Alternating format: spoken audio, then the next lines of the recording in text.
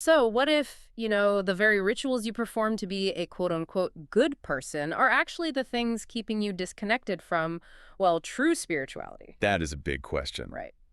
Welcome to today's deep dive, where we're exploring a pretty massive, peaceful shift from outward, visible religious rituals to a purely internal spiritual connection.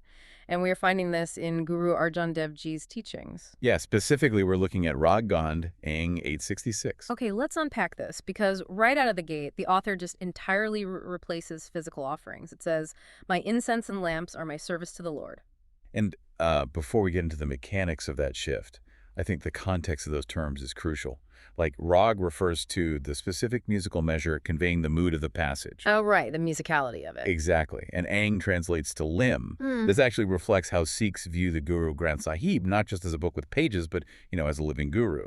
So what's fascinating here is the deliberate renunciation taking place within this living wisdom. Taking those deeply ingrained physical acts of worship like burning literal incense and lighting lamps and just replacing them entirely with an internal state.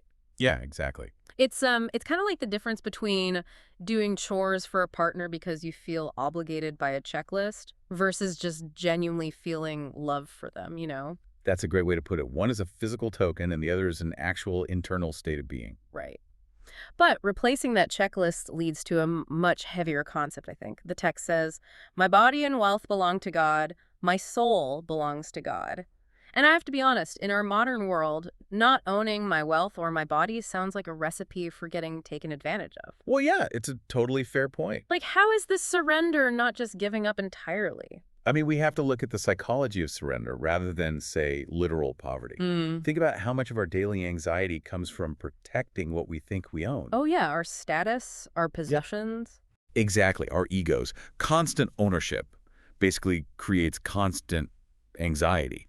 So recognizing this lack of personal ownership isn't a loss of freedom at all. It's like finally putting down a heavy backpack you didn't even know you were wearing. Okay, dropping the backpack. I like that. I really like that. Yeah. And the text describes chanting the Creator's praises continuously. And by doing so, the perfect forgiver rids one of the pains of birth and death. Wait, how does that actually work in practice? Well, by focusing the mind constantly on something infinitely larger than the self, the daily anxieties of life just lose their grip on the ego. The pain stops because the ego shrinks.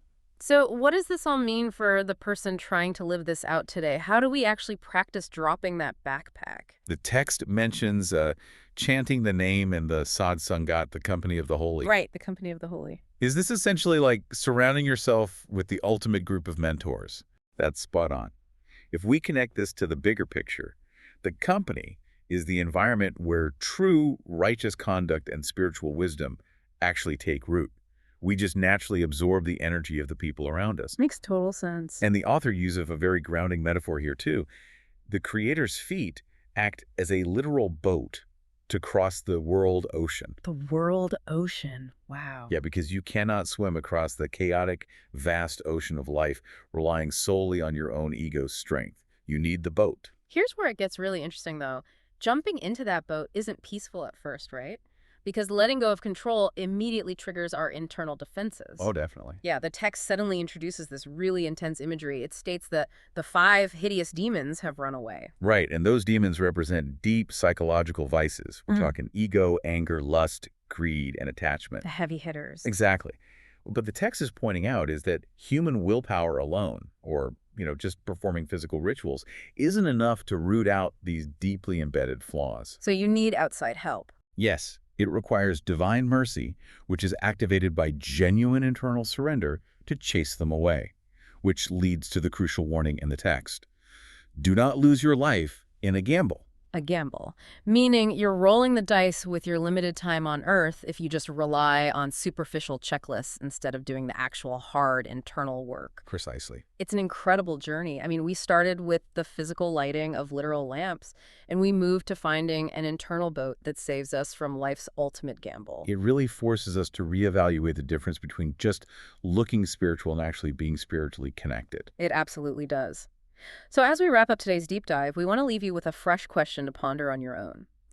If true devotion requires zero physical proof, no incense, no lamps, no visible checklists, how would that change the way you judge the spirituality or goodness of the people around you tomorrow?